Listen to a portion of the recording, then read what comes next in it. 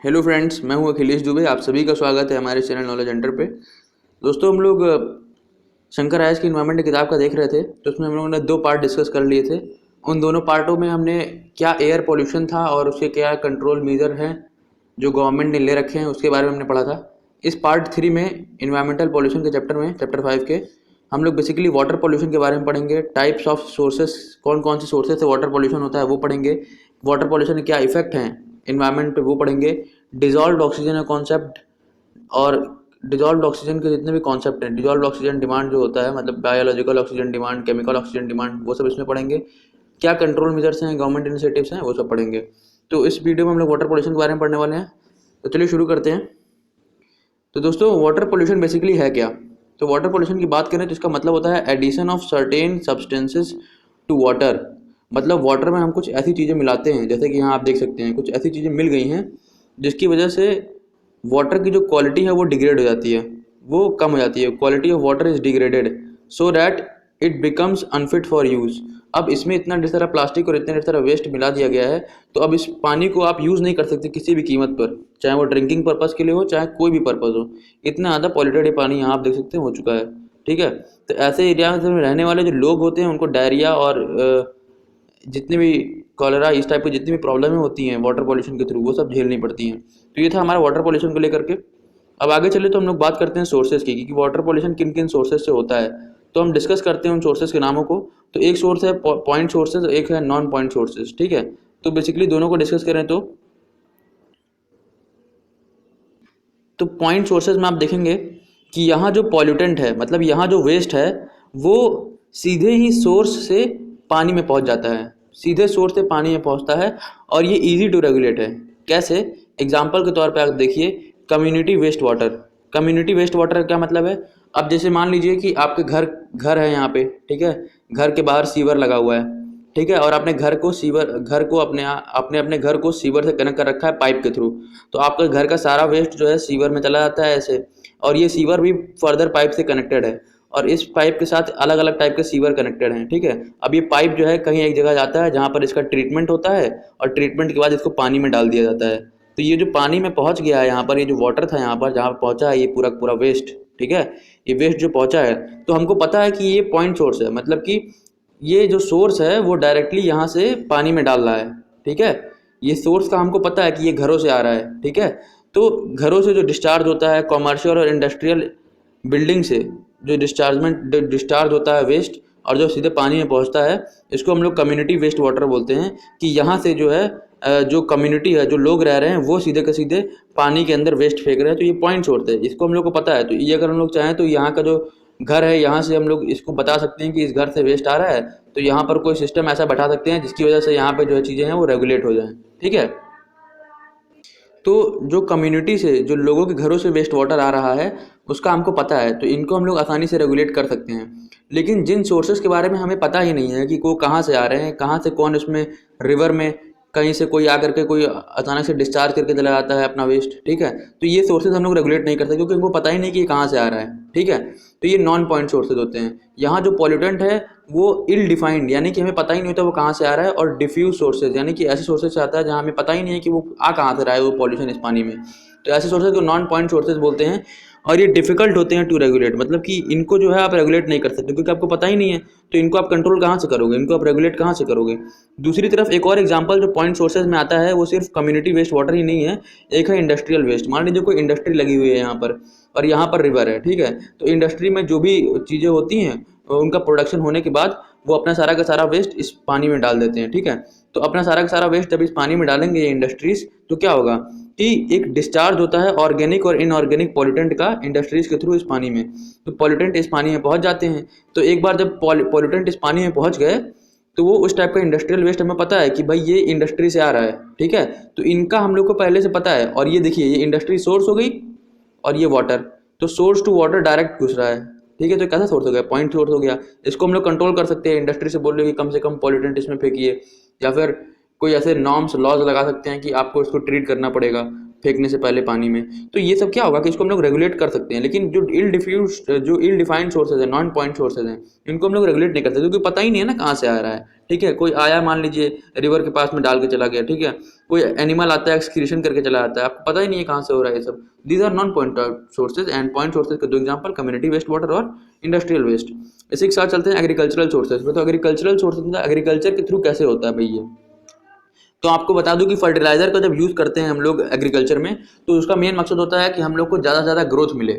ठीक है, किस में ग्रोथ मिले, आपके क्रॉप्स को उगाने में ग्रोथ मिले। ठीक है, तो अगर वो ज़्यादा फर्टिलाइजर अगर आप इस्तेमाल कर लोगे, एक्सेस में फर्टिलाइजर इस्तेमाल कर लोगे, तो वो एब्जॉर्ब नहीं कर पाते प्लांट, और वो जैसे मान लीजिए यहाँ पे क्रॉप उगी हुई है, ठीक है, आपने इसमें बहुत ज़्यादा फर्टिलाइजर डाल दिया, अब फर्टिलाइजर यहीं पे ज़मीन पे इकट्ठा हो गया। ठीक है, अब ये फर्टिलाइजर क्या करेगा, ये ग्राउंड वाटर के अंदर सीप करना चालू कर देगा, नीचे जाना चालू कर देगा, और यहाँ पर जो है ग्राउंड वाटर को पॉल्यूट करेगा। ठीक है, जो कि गलत है। ठीक है, इसके बाद इसी के साथ साथ अगर आजू बाजू कहीं कोई एक्वेटिक बॉडी है या फिर कोई वाटर बॉडी है, मान लीजिए यहाँ पर कोई पॉन्ड है, तो ये जो है धीमे धीमे ये पानी के साथ साथ इरिगेशन के पानी के साथ साथ ये पॉन्ड में घुस जाएगा फर्टिलाइजर, और पॉन्ड को पॉल्यूट करेगा। आजू बाजू में कोई रिवर होगा तो रिवर को पॉल्यूट करेगा, और इस प्रोसेस को हम लोग बोलते हैं surface run of and drainage. तो ड्रेनेज के थ्रू जाएगा कहीं और किसी और जगह को पॉल्यूट करेगा। ठीक है, ग्राउंड वाटर लीचिंग भी होती है फर्टिलाइजर की, तो इससे अलग पॉल्यूशन होता है। अब फर्टिलाइजर के साथ साथ एक और चीज़ जो हमारे हाथ में आती है वो है पेस्टिसाइड। तो पेस्टिसाइड का भी जब इस्तेमाल होता है ना, फर्टिलाइज़र के साथ में हम लोग पेस्टिसाइड का भी इस्तेमाल करते हैं। तो जब पेस्टिसाइड का इस्तेमाल होता है तो उससे भी पॉल्यूशन होता है हमारे ग्राउंड वाटर को और अलग अलग चीज़ों को। तो पेस्टिसाइड में क्या क्या इंक्लूडेड है, insecticide, fungicides, herbicides, nematicides, rodenticides and soil fumigants. ठीक है, तो ये सारी चीज़ें आपको पता होनी चाहिए क्या है। इंसेक्टिसाइड इंसेक्ट को मारने के लिए डाला जाता है, फंगिसाइड फंगाई को किल करने के लिए डाला जाता है, हर्बिसाइड्स जो अनवांटेड वीड होते हैं जो कि क्रॉप के साथ उग आते हैं, ग्रास टाइप में होते हैं जो क्रॉप के साथ उगते हैं और क्रॉप के साथ कम्पीट करते हैं न्यूट्रिशन के लिए, तो उनको ख़त्म करने के लिए हम लोग हर्बिसाइड डालते हैं। नेमाटासाइड्स जो नेमाटोड होते हैं जो कि सॉइल में मौजूद होते हैं और रूट्स को खाना चालू कर देते हैं हमारे क्रॉप्स के, उनको ख़त्म करने के लिए डालते हैं। रोडेंटिसाइड रोडेंट्स को ख़त्म करने के लिए डालते हैं जो कि एक टाइप के इंसेक्ट होते हैं जो कि क्रॉप फेलियर के लिए बहुत बड़े जिम्मेदार होते हैं। सॉइल फ्यूमिगेंट्स होते हैं जो कि हमारे क्रॉप के बेटर ईल्ड के लिए डाले जाते हैं। ठीक है, तो ये सब हो गया हमारा पेस्टिसाइड में। अब यही पेस्टिसाइड अगर एक टाइम पे एब्जॉर्ब ना कर पाएँ प्लांट्स, एक्सेस में यूज़ कर लिए जाएँ, तो ये पेस्टिसाइड के पास कुछ केमिकल्स ऐसे होते हैं, जैसे कि इन केमिकल का नाम याद रखिएगा, ये पूछते हैं एग्जाम में। Chlorinated hydrocarbon, organic phosphates, metallic salts carbonate, मतलब मेटेलिक सॉल्ट कार्बोनेट, थायोकार्बोनेट और एसिटिक एसिड के कुछ डेरिवेटिव, ये सारे के सारे केमिकल जो हैं इन फर्टिलाइजर ये सारे सारे केमिकल जो हैं ये पेस्टिसाइड में मौजूद होते हैं। पेस्टिसाइड किन किन टाइप के, इंसेक्टिसाइड, फंगिसाइड, हर्बिसाइड, इस टाइप के। ठीक है, तो इन पेस्टिसाइड में मौजूद होते हैं और जब भी पेस्टिसाइड एब्जॉर्ब नहीं कर पाते प्लांट, तो वो ग्राउंड वाटर में पहुंच जाते हैं और ग्राउंड वाटर को पॉल्यूट करते हैं। ठीक है, और ये पेस्टिसाइड जो है बेसिकली नॉन बायोडिग्रेडेबल होते हैं, तो अगर ये वाटर बॉडी में पहुंच जाते हैं नॉन बायोडिग्रेडेबल पेस्टिसाइड, तो इनको डिग्रेड भी नहीं किया जा सकता, मतलब कि वो उस एनवायरनमेंट में बहुत टाइम तक परसिस्ट करेंगे, उसको और ज़्यादा पॉल्यूट करेंगे, टॉक्सिकेट करेंगे। ठीक है, फिर एनिमल एक्सक्रीटा, मतलब कि जो एनिमल है जो वो अपना एक्सक्रीशन करके चले जाते हैं, पॉटी करके चले जाते हैं, या फिर कुछ भी डंग हमें देखने मिले, काऊ डंग या फिर जो भी एनिमल्स है जिस तरीके का भी एक्सक्रीशन कर रहे हैं। ठीक है, वो वाटर को जब पहुंचता है रन ऑफ के थ्रू, यानी कि बहते बहते कहीं पहुंच गया किसी वाटर बॉडी में, या फिर लीजिंग हो गई उसकी, मतलब बारिश हो रही है, बारिश के टाइम पे क्या होगा कि वो जो एक्सक्रीटा होगा वो पानी में घुल जाएगा, और जब एक्सक्रीटा पानी में घुल जाएगा तो वो उसके साथ सॉइल के अंदर, ग्राउंड वाटर के अंदर घुसना चालू कर देगा और ग्राउंड वाटर को पॉल्यूट करेगा। या फिर इसी के साथ ये सब चीज़ें होती हैं। तो ये एग्रीकल्चरल सोर्सेज का हो गया कि क्यों एग्रीकल्चरल सोर्सेज इतना खतरनाक है। थर्मल पॉल्यूशन में क्या होता है कि कुछ इंडस्ट्रीज होती हैं जिनके यहाँ पानी को एज अ कूलेंट इस्तेमाल किया जाता है, क्योंकि यहाँ पे जो प्रोसेसेस होते हैं इंडस्ट्री में उनसे बहुत ज़्यादा हीट जनरेट होती है। ठीक है, अब हीट जनरेट होती है जब, तो क्या होगा, हीट को कूल करने के लिए वो लोग पानी डालते हैं, तो जब पानी का इस्तेमाल होता है तो वो पानी गर्म हो जाता है। तो पानी ने इंडस्ट्री के पाइप्स को और इंडस्ट्री के मैकेनिक्स को, यानी कि इंडस्ट्री के जो मशीन्स हैं उनको तो कूल कर दिया, लेकिन वो खुद एज अ कूलिंग एजेंट जब यूज़ किया गया तो पानी का टेम्परेचर जो है वो बढ़ जाता है। और फिर उस पानी को जब हम लोग रिवर में डाल देते हैं जो आजू बाजू से जाती रहती है, तो उस पानी के रिवर का जो पानी है उसका टेम्परेचर उस एरिया में बढ़ जाता है। और जब टेम्परेचर बढ़ जाता है तो क्योंकि हमने ऑलरेडी पढ़ रखा है एक्वेटिक इकोसिस्टम में कि जो एक्वेटिक लाइफ होती है वो एक very narrow range of temperature के लिए अडेप्टेड होती है। तो इससे क्या होता है कि टेम्परेचर जब राइज करता है, सडनली राइज करता है, तो एक्वेटिक एनिमल्स जो हैं वो मरना चालू हो जाते हैं। ठीक है, ये हो गया। और ये बेसिकली किन किन इंडस्ट्रीज में होता है, thermal and nuclear power plant, क्योंकि वहाँ पानी को एज अ कूलेंट इस्तेमाल किया जाता है। ठीक है, न्यूक्लियर पावर प्लांट में कूलेंट की तरह इस्तेमाल किया जाता है, और थर्मल पावर प्लांट में तो पानी को वेपराइज करके उसकी स्टीम बना करके जो है इलेक्ट्रिसिटी प्रोड्यूस करने के लिए इस्तेमाल किया जाता है।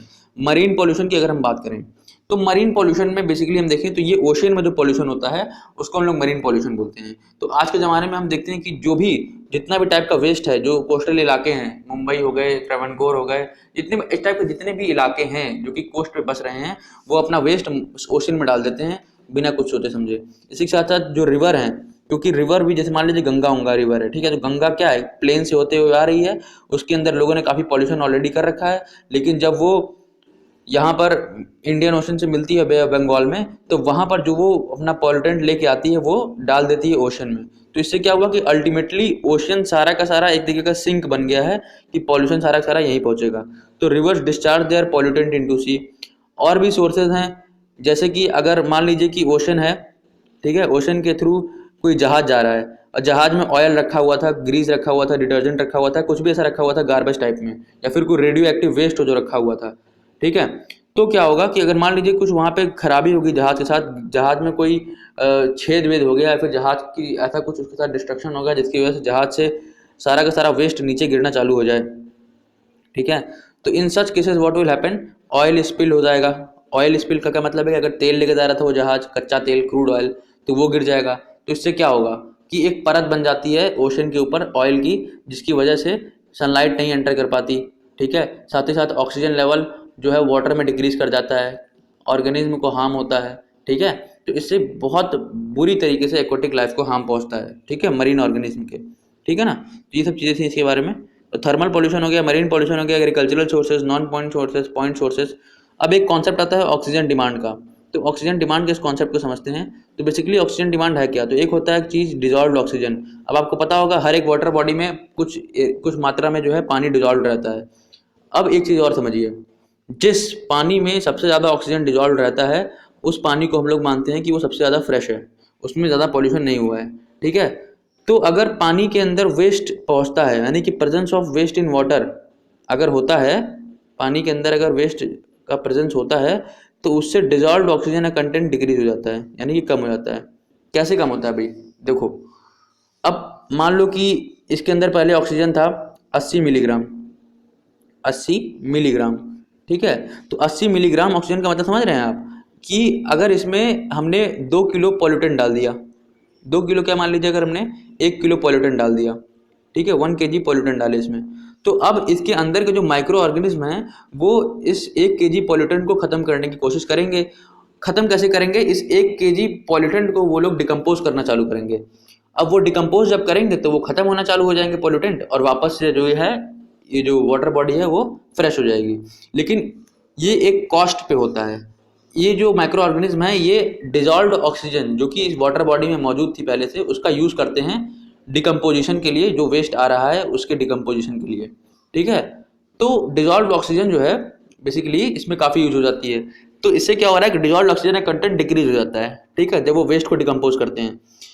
आइडियली एक स्टैटिस्टिक ये है कि अगर डिजॉल्व्ड ऑक्सीजन 8 मिलीग्राम पर लीटर से कम हो जाता है किसी भी वाटर बॉडी में, तब उसको कंटेमिनेटेड यानी कि थोड़ा सा पॉल्यूटेड घोषित कर दिया जाता है।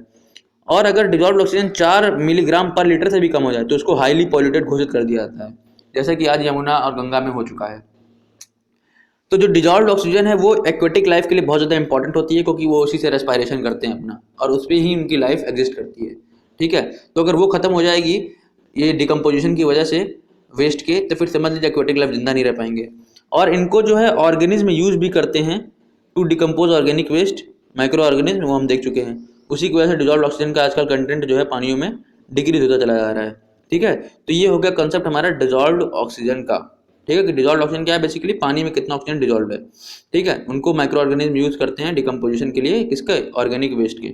अब बेसिकली माइक्रो ऑर्गेनिज्म भी जो है ऑर्गेनिक वेस्ट को ही डिकम्पोज कर पाते हैं, क्योंकि वो बायोडिग्रेडेबल होते हैं, उनको माइक्रो ऑर्गेनिज्म डिकम्पोज कर पाएंगे। लेकिन इनऑर्गेनिक वेस्ट जैसे कि प्लास्टिक हो गए, ठीक है, प्लास्टिक हो गया आपका, आपको देखने मिलेगा प्लास्टिक, और इसी के साथ साथ और भी चीज़ आपको देखने मिलेंगी जैसे कि लेड हो गया, ठीक है, या फिर और चीज़ें, जैसे कि जो हैवी मेटल्स होते हैं, हैवी मेटल्स HM, इन सभी का जो डिकम्पोजिशन है वो, इन सभी का डिकम्पोजिशन, ठीक है ना, इनऑर्गेनिक वेस्ट का डिकम्पोजिशन नहीं हो पाता है क्योंकि बायोडिग्रेडेबल नहीं होते, ठीक है ना। तो ये एक थोड़ा सा ऑर्गेनिक और इनऑर्गेनिक कंसेप्ट है कि मतलब इनऑर्गेनिक वेस्ट बायोडिग्रेडेबल नहीं होते, ऑर्गेनिक वेस्ट बायोडिग्रेडेबल होते हैं। बायोलॉजिकल ऑक्सीजन डिमांड एक अगला टाइप का ऑक्सीजन डिमांड है। ये क्या है बायोलॉजिकल ऑक्सीजन डिमांड?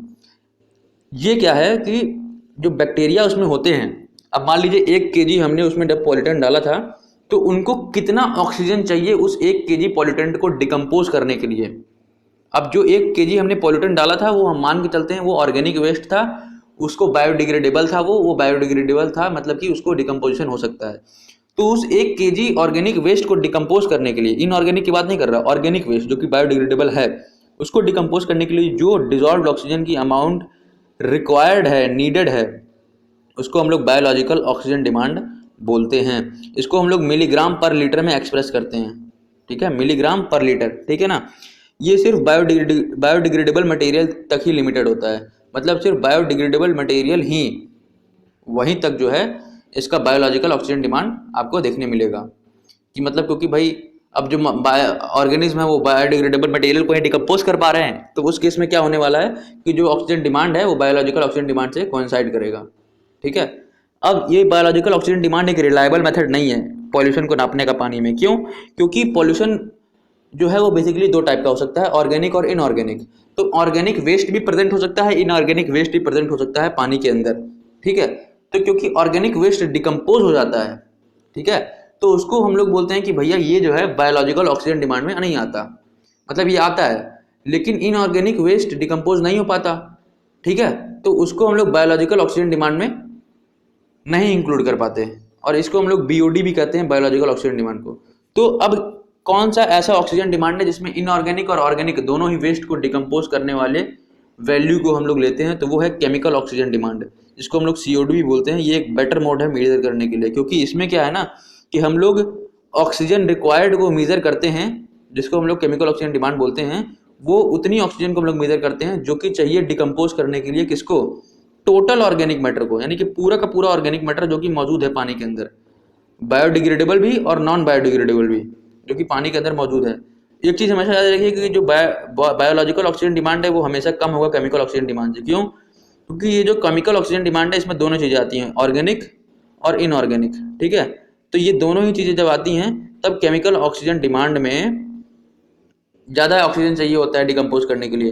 तो केमिकल ऑक्सीजन डिमांड हमेशा इसलिए ज़्यादा होता है बायोलॉजिकल ऑक्सीजन डिमांड से, क्योंकि बायोलॉजिकल ऑक्सीजन डिमांड में सिर्फ और सिर्फ ऑर्गेनिक वेस्ट को ही डिकम्पोज किया जाता है। अब बायोकेमिकल ऑक्सीजन डिमांड में एक चीज़ ये थी कि उसमें हम लोग मिलीग्राम पर लीटर में मेजर कर रहे थे, लेकिन यहाँ पर हम लोग पार्ट्स पर मिलियन में मेजर करते हैं। किसको? केमिकल ऑक्सीजन डिमांड को। ये एक डिफरेंस है COD में और BOD में, तो डिफरेंस के थ्रू भी याद रखिएगा। अगले टाइप का पॉल्यूशन जो हमें देखने मिलता है वो है अंडरग्राउंड वाटर पॉल्यूशन। इसमें क्या होता है कि इंडस्ट्रियल और म्यूनिसिपल वेस्ट जो कि ऐसे ही फेंक दिए जाते हैं, ठीक है, वो क्या करते हैं, वो सॉइल के थ्रू ग्राउंड वाटर में पहुंच जाते हैं और उनको पॉल्यूट करते हैं। बहुत सिंपल सा कॉन्सेप्ट है। सॉइल के ऊपर जब पानी के अंदर या फिर सॉइल के ऊपर जब मौजूद होता है म्यूनिसिपल और इंडस्ट्रियल वेस्ट, सीवेज, ठीक है, ये सब कुछ जब मौजूद होता है एग्रीकल्चरल रन ऑफ, तो इससे क्या होता है वो सीप कर जाते हैं ग्राउंड वाटर के अंदर, ग्राउंड वाटर पॉल्यूट होता है। बहुत सिंपल सा कंसेप्ट। इफेक्ट क्या क्या है वाटर पॉल्यूशन के? भाई एक्वेटिक सिस्टम मरना चालू हो जाता है। कैसे? जो लाइफ है वहाँ की वो मरनी चालू हो जाती है। क्यों मरनी चालू हो जाती है? भाई जब आप पॉल्यूशन करोगे वाटर में तो उस पॉल्यूशन को खत्म करने के लिए माइक्रो ऑर्गेनिज्म ऑक्सीजन लेंगे, जो डिजॉल्व ऑक्सीजन है पानी का, ठीक है, ऑक्सीजन पानी से ही लेंगे। तो जब डिजॉल्व ऑक्सीजन पानी का कम हो जाएगा तो ये एलिमिनेट कर देता है उन ऑर्गेनिज्म को जो कि डिजॉल्व ऑक्सीजन पर डिपेंड करते हैं पानी के, जैसे कि प्लैंकटन हो गए जो कि फिश का फूड है, मोलस्कस हो गया, फिश हो गया, ये सब खत्म होने चालू हो जाते हैं। फिर कुछ बायोसाइड्स जैसे कि पॉलीक्लोरिनेटेड बाइफिनाइल्स और हैवी मेटल्स, जब इनको हम लोग पानी में डालते हैं तब ये ऑटोमेटिकली बिना ऑक्सीजन लेवल को कम किए ही फिशेस को किल करना चालू कर देते हैं ऑन अ लार्ज स्केल, क्योंकि ये इतने हार्मफुल केमिकल होते हैं, ठीक है। और हमने एक चीज़ पढ़ी थी थर्मल पॉल्यूशन करके, तो जिसमें हमने देखा था कि जब हम लोग हॉट वाटर को डिस्चार्ज कर देते हैं इंडस्ट्री से तो उससे ऑक्सीजन लेवल जो है वो डिक्रीज हो जाता है वाटर में, और एक्वेटिक लाइफ उसके लिए अडेप्टेड भी नहीं होती। तो ऑक्सीजन लेवल कैसे डिक्रीज हो जाता है? आपने 12th क्लास की केमिस्ट्री में पढ़ा हुआ कि एक होता है हेनरी लॉ। हेनरी लॉ में क्या होता है कि जितना ठंडा पानी उतना ही ज़्यादा ऑक्सीजन डिजॉल्व हो सकता है पानी के अंदर, या फिर कोई भी गैस उतना ज़्यादा डिजॉल्व हो सकती है। लेकिन यहाँ पर टेम्परेचर बढ़ गया ना पानी का, क्योंकि हॉट वाटर आ गया, तो जहाँ पे हॉट वाटर आ गया वहाँ टेम्परेचर बढ़ गया पानी का, ठीक है। तो पानी का जहाँ टेम्परेचर बढ़ जाएगा वहाँ पर उसका डिजॉल्व ऑक्सीजन कम हो जाता है, ठीक है। तो this was the effect on aquatic ecosystem. अब ह्यूमन हेल्थ पे भी इफेक्ट होता है वाटर पॉल्यूशन, कैसे? अब देखिए जो पॉल्यूटेड वाटर होगा उसमें खूब सारे पैथोजेंस होंगे, यानी कि डिजीज कॉजिंग माइक्रो ऑर्गेनिज्म, ठीक है। अब वो क्या क्या कॉज कर सकते हैं, ऐसी ऐसे डिजीज कॉज कर सकते हैं जो कि वाटर पॉल्यूशन के थ्रू आते हैं, जैसे कि जॉन्डिस, कॉलेरा, टाइफाइड एंड अमीबाबाइसिस, ठीक है। तो अमीबाबाइसिस, जॉन्डिस, कॉलेरा, टाइफाइड, ये डिजीज के नाम याद रख लीजिए क्योंकि ये वाटर बॉर्न डिजीज है, ठीक है। अब क्या होता है कि पानी के अंदर मरकरी, जो कि एक मेटल है, हैवी मेटल है, वो मौजूद होता है, ठीक है। अब ये जो मरकरी है ना, ये मिथाइल मरकरी में कन्वर्ट हो जाता है, कैसे?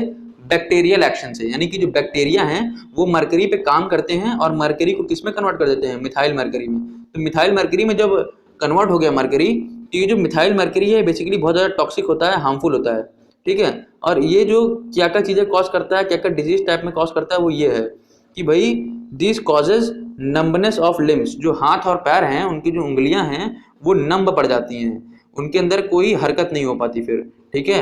लिप्स एंड टंग, जबान और मुंह, यानी कि एक तरीके का लकवा मार जाता है एक तरीके का, अगर मिथाइल मर्क्यूरी का कंजप्शन हो जाए तो। डेफनेस देखने मिलती है, यानी कि बहरापन, ठीक है। ब्लरिंग ऑफ विजन, आंखें धुंधलाने लग जाती हैं, दिखाई कुछ नहीं देता जल्दी। मेंटल डिरेंजमेंट, मेंटल इश्यूज भी आने चालू हो जाते हैं, ठीक है। तो मिथाइल मर्क्यूरी बहुत ज़्यादा टॉक्सिक है क्योंकि इससे इतने सारे टाइप के डिजीज हमें देखने मिलते हैं, ठीक है ना। अब डिजीजेज और क्या कॉज कर रहा है ये सब देखिएगा। अब ये मिथाइल मर्क्यूरी जो है एक जगह पे प्रेजेंट है जिसका नाम है मीनामाटा बे। ये मीनामाटा बे जापान में पड़ता है, ठीक है। इस मीनामाटा बे पे जो फिशेज हैं, इन फिशेज को अगर आप कैप्चर करके खाएंगे तो इनसे मीनामाटा डिजीज आपको देखने मिलेगी। ये जो मीनामाटा डिजीज है ये इतनी ज़्यादा खतरनाक है कि ये आपको डिसऑर्डर कॉज कर सकती है, यानी कि आपके जो बॉडी में जो जिस तरीके की चीज़ें हैं उनको खराब कर सकती है, आपके अंदर डिफॉर्मिटी हो सकती है, आपकी जो बॉडी के जो स्ट्रक्चर है वो चेंज हो सकता है। ये मीनामाटा डिजीज में होता है, इसलिए मीनामाटा डिजीज बहुत ज़्यादा खतरनाक मानी जाती है जापान में। तो वाटर अगर कैडमियम से कंटेमिनेटेड है, यानी कि उसके अंदर कैडमियम की मात्रा मौजूद है जो कि एक हैवी मेटल है, यहाँ पर मर्क्यूरी मौजूद था, यहाँ कैडमियम मौजूद है, तो कैडमियम अगर मौजूद है पानी में तो इटाई डिजीज कॉज होता है, जिसको हम लोग आउच आउच डिजीज ही बोलते हैं। इसमें क्या होता है कि आपके जोड़ में बहुत भयंकर दर्द होगा, हड्डियों में दर्द होगा, लंग और लिवर कैंसर जैसी चीज़ें भी हो जाती हैं, ठीक है। अब लेड अगर आपके पानी में प्रेजेंट है, कैडमियम देख लिया, मरकरी देख लिया, लेड देखते हैं। लेड अगर पानी में प्रेजेंट है जिससे आपको एनीमिया हो सकता है, खून की कमी, हेडेक, मसल पावर आपकी लॉस हो सकती है, यानी कि आपके पानी मतलब आपका जो मसल है वो ग्रो नहीं करेगा और वो कम होता चला जाएगा। आपके गम यानी कि जो मसूड़े होते हैं उनके आसपास ब्लूइश लाइन आनी चालू हो जाएगी, यानी कि आपके जो मसूड़े हैं उनके आसपास जो है नीले कलर की लाइनें आनी चालू हो जाएंगी, जो अच्छी बात नहीं है। अब वो दिखाती है कि आपने लेड कंटेमिनेटेड पानी पिया है या फिर उसका कंजम्पशन किया है। अब ग्राउंड वाटर पॉल्यूशन जो होता है उससे भी खूब ढेर सारे हजार्ड हमें देखने मिलते हैं। किस टाइप के? अगर पानी के अंदर, ग्राउंड वाटर के अंदर नाइट्रेट की प्रेजेंस ज़्यादा हो जाए तो इससे ह्यूमन हेल्थ पे अफेक्ट करता है और उससे मौत भी हो सकती है। It can be fatal also, ठीक है। अब ये एक्सेस नाइट्रेट क्या करता है, ये हम जब हम लोग इस एक्सेस नाइट्रेट वाले पानी को पीते हैं तो वो हमारे हीमोग्लोबिन के साथ रिएक्ट करता है, और हीमोग्लोबिन के साथ रिएक्ट करने के बाद वो एक कंपाउंड का फॉर्मेशन करता है नाइट्रेट हीमोग्लोबिन के साथ रिएक्ट करने के बाद, जिसका नाम है मिथाइमोग्लोबिन। मिथाइमोग्लोबिन जब एक बार बन जाता है बॉडी के अंदर, हीमोग्लोबिन के साथ नाइट्रेट रिएक्ट कर रहा है और हीमोग्लोबिन कन्वर्ट हो जाता है मिथाइमोग्लोबिन में, और मिथाइमोग्लोबिन जब एक बार बन जाता है तो वो ऑक्सीजन ट्रांसपोर्ट को इम्पेयर करता है, रोकता है। कैसे? क्योंकि जो ये अगर आपका हीमोग्लोबिन है, ठीक है, हीमोग्लोबिन ऑक्सीजन के साथ कंबाइन करता है, ठीक है, ये हीमोग्लोबिन की प्रॉपर्टी है। लेकिन अगर ये हीमोग्लोबिन रह ही ना जाए, ये बन जाए मिथाइमोग्लोबिन, एम फॉर मिथाइमोग्लोबिन, तब ये ऑक्सीजन के साथ कंबाइन नहीं करेगा और फिर आपके बॉडी में हर जगह ऑक्सीजन नहीं पहुंच पाएगी, क्योंकि हीमोग्लोबिन ही ऑक्सीजन के साथ मिल करके हर जगह बॉडी में पहुंचता है। और अगर वो मिथाइमोग्लोबिन बन गया तो ऑक्सीजन आपके बॉडी में पहुंच ही नहीं पाएगा और इससे अल्टीमेटली आपकी डेथ भी हो सकती है। और इससे एक बीमारी होती है जिसको हम लोग बोलते हैं मिथाइमोग्लोबिनिया, ठीक है, मिथाइमोग्लोबिनिमिया, ठीक है, जिसको हम लोग ब्लू बेबी सिंड्रोम भी बोलते हैं, ब्लू बेबी सिंड्रोम, ठीक है। अब ये एक खतरनाक बीमारी है ब्लू बेबी सिंड्रोम, इसको जिसको ब्लू बेबी सिंड्रोम हो जाता है वो ज़्यादा टाइम तक जिंदा नहीं रह पाता, ठीक है, and it's a very rare disease as well. अब पानी के अंदर ये जो चलिए नाइट्रेट की कंसंट्रेशन की वजह से ये ब्लू बेबी सिंड्रोम हो सकता है। फ्लोराइड अगर एक्सेस में हो जाए तब क्या होगा? तब न्यूरोमस्कुलर डिसऑर्डर होंगे, यानी कि आपके न्यूरोलॉजिकल सिस्टम पे असर पड़ेगा, ठीक है, तब इससे आपको जो है लकवा को ही मार सकता है। गैस्ट्रो इंटेस्टाइनल प्रॉब्लम होंगे, यानी कि आपके पेट में दिक्कतें हो सकती हैं। टीथ डिफॉर्मिटी, आपके जो दांत हैं उनमें दिक्कतें हो सकती हैं। बोन्स आपके सख्त हो जाएंगे कुछ ज़्यादा ही, जितना इंसान के होते हैं उससे कुछ ज़्यादा ही सख्त हो जाएंगे, स्टिफ हो जाएंगे। आपके जॉइंट में दर्द होगा, जिसको हम लोग बोलते हैं स्केलेटल फ्लूरोसिस। ठीक है, स्केलेटल फ्लूरोसिस में क्या होता है कि आपके जो जॉइंट है, ठीक है, यहाँ पे जैसे ये जॉइंट है तो उनके बीच में फ्लूइड होता है, वो फ्लूइड खत्म हो जाता है अगर आपने एक्सेस फ्लोराइड वाला पानी को कंज्यूम किया है। अब एक चीज़ और कि अगर हम लोग आर्सेनिक की बात करें, आर्सेनिक क्या है, एक टाइप का मेटल होता है जो कि सॉइल में प्रेजेंट होता है और रॉक सोर्सेज में प्रेजेंट होता है। ठीक है, ये जब ग्राउंड वाटर में पहुंच जाता है तब ग्राउंड वाटर को कंटेमिनेट करता है, उनको पॉल्यूट करता है। ठीक है, तो अगर उस ग्राउंड वाटर को आपने कंज्यूम किया है जिसमें आर्सेनिक था तो आपको ब्लैक फुट डिजीज कॉज हो जाती है। ठीक है, ब्लैक फुट डिजीज एक डिजीज का नाम है, ये याद कर लीजिए, जो कि आर्सेनिक की वजह से होता है, इस तरीके से याद करिएगा। डायरिया भी हो सकता है, पेरिफेरल न्यूराइटिस भी हो सकता है, ये भी सारे डिजीज आपको याद करने हैं जो आर्सेनिक से जुड़े हुए हैं। Hyperkeratosis, lung and skin cancer, ये सब कॉज हो सकता है आर्सेनिक की वजह से। ठीक है ब्रो, उसके बाद ये सब हो गया हमारा कि ग्राउंड वाटर पॉल्यूशन से क्या क्या हजार्ड है।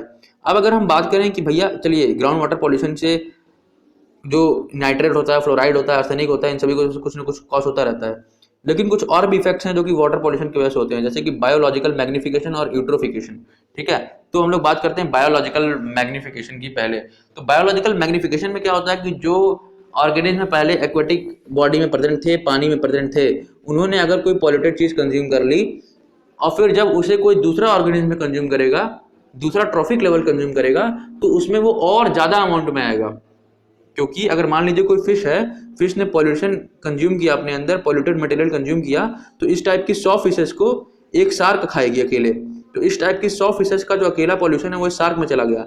तो इस ट्रॉफिक लेवल से जो कि फिश का था, शार्क के ट्रॉफिक लेवल पे जाने पे एक मैग्निफिकेशन, एक बढ़ोतरी हमें देखने मिली पॉल्यूशन में। तो this is called biological magnification. ये बेसिकली हम लोग इकोलॉजी के चैप्टर में पढ़ चुके हैं, मतलब फूड चेन के सिस्टम में पढ़ चुके हैं पिछली वीडियोस में। अगर आपको अभी भी कंफ्यूजन है जाके देख सकते हैं। यूट्रोफिकेशन भी पढ़ चुके हैं, जिसमें हम लोग देखते हैं कि लेक्स में और क्लोज्ड वाटर बॉडीज में बेसिकली जब न्यूट्रिएंट्स की सप्लाई बहुत ज़्यादा हो जाती है और ऑर्गेनिक वेस्ट बहुत ज़्यादा हो जाता है, तो यहाँ एल्गल ब्लूम हमें देखने मिलता है।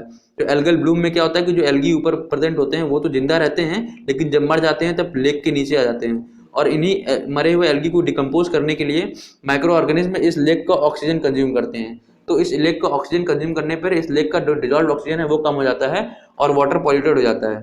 ठीक है, डिजॉल्व ऑक्सीजन कम हो जाता है, एक्वेटिक लाइफ इफेक्ट पड़ता है इसका, एक्वेटिक लाइफ मरनी चालू हो जाती है। ठीक है, this was all about water pollution.